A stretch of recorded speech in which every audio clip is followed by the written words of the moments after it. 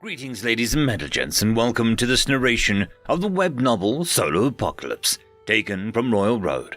If you're new to the series, there is a playlist listed in the description, and as always, I hope that you enjoy. Chapter 7. I couldn't decide whether Horace would be a dead weight or not. It was a heartless notion to even consider what I was considering. Leaving him behind. It would be easy. I could argue that I'd work better alone anyway. That he was a risk, that whatever the strange solar class was, it clearly described a lone wolf, one who excelled alone. And Horace was a loaded gun that could turn on me at any moment, a risk that could kill me, whether by dragging me down at the neck or a bolt of energy to the head. My decision was ultimately swayed by something I hoped wouldn't change, even in the apocalypse. I wasn't a bad person. I could say that confidently. I warred with that morality, cursing myself, acquiescing to it, to putting myself at risk, but prideful at who I was. If there was one thing in my life that I could be proud of, it was that. No matter how many times the world kicked me down, no matter how hard it got or how angry I felt, I didn't bring it to bear on others. Younger me had been hot-headed, emotional, prone to violent outbursts, but that had always culminated in broken furniture or something similar, never injuries on someone else. Now, I looked at Horace and realized he'd die without my help. He could barely walk. He was stranded here, and he didn't have the means to explore safely. Meanwhile, as I sat here, I had a clone exploring the surrounding area, testing foodstuffs and scouting the geography. Third was constantly gathering information, assessing the terrain, and watching for threats. I tensed as, back in the lab, second cut Horace's bindings. I was ready to react, to dodge, or do anything. Instead, Horace rubbed his wrists. Thanks. Then it looked like the weight of the world came over him. What are we supposed to do? My idea was already in progress, exploring the new world from the safety of the slab. To him, however, it couldn't have looked more hopeless. We were both stuck in here for the time being. Maybe we should get some sleep. I'll keep watch, said second. And then what? Horace asked. And then we'll have to see how your leg's feeling, I responded. I made him wince, and I could see the thought cross his mind as if it had been written there on his forehead. We won't be leaving you, I assured him. He relaxed somewhat, and we both had the pleasure of sleeping. The mind was a strange thing. More when split across three bodies, or was it consciousness that was split by will? Nevertheless, I was getting some much-needed shut-eye, the original me that was. Second watched Horace, and third explored. Outside, I was muddy and sore, my stamina was shot, but I took plenty of breaks. It was humid, a pleasant temperature, but ultimately wet. As a result, sweating and swearing as buzzing flies assaulted my face. The science building was surrounded by an evergreen swamp, trees with root systems that weren't only expansive, but large too. Some rivaling the size of houses. Moving across the terrain came in only two flavors, navigating sucking mud and murky waters, or climbing the roots. I stuck to the latter long enough to witness some of the wildlife. I was high above, far from the shoreline after witnessing the shadows that moved under the water. I wondered if I'd missed them if my perception had been cut in half. Thankfully, I had enough to watch it emerge, a squat, four-legged reptile sharing some traits with an alligator. Only this thing looked more like an ancient and vicious, thicker, and more reminiscent of something in constant battles. It ripped apart a water bird, one which I couldn't tell was alien or not. I wasn't familiar with the kind, but seeing that was enough to keep me away from the shore.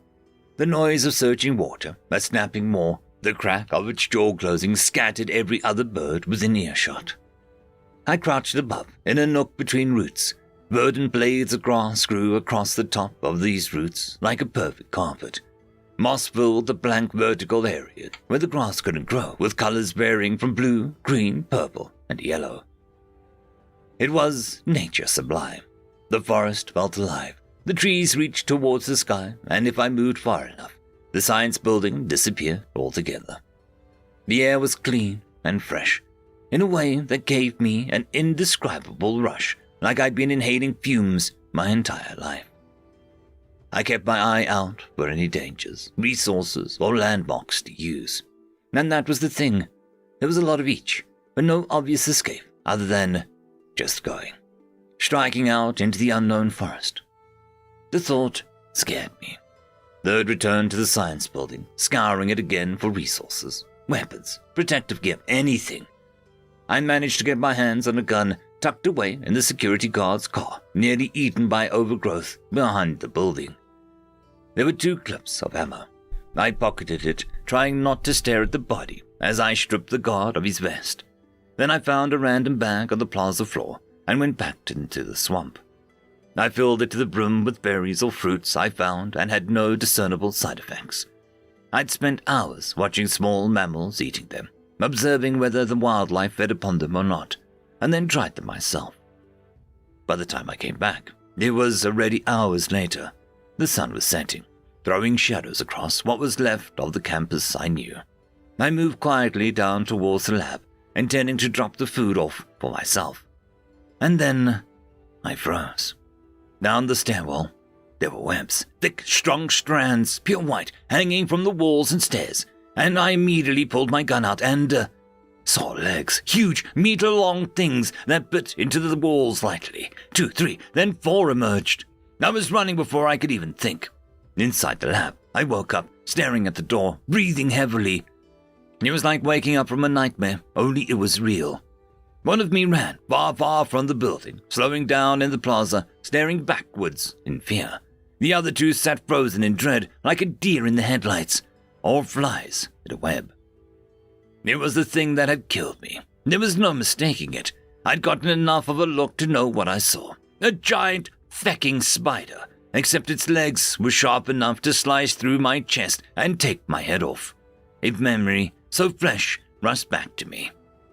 I started hyperventilating. I had died. Why hadn't I barricaded the cave? Why didn't I post someone outside? I should have kept watch outside the lab. I hadn't heard a single thing. It must have emerged within the last handful of hours. Horace blinked. "Oh, what's wrong?" My clone grabbed his mouth and pointed to the door. Kneeling beside it, he whispered, "Giant spider." 2 words, nothing else. To his credit, Horace didn't even argue or ask questions. He just went quiet and watched the door, glancing at his leg. I let go of him and stayed noiseless.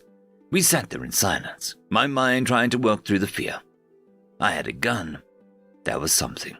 If it didn't kill me before I could figure out whether the bullet went through the brain or not. I tried to calm down and failed. I knew nothing, not even how it looked, just a vague impression of its form from before it had killed me, but it couldn't be anything else.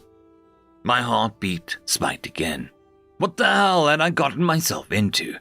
And how was I getting out? End of chapter. I would quickly like to thank the Tier 5 members, Marky, Cam Maxwell, Casper Arnholtz, Oakfield, Lord Azrakul, and It's Difficult to Pronounce. Thank you very much.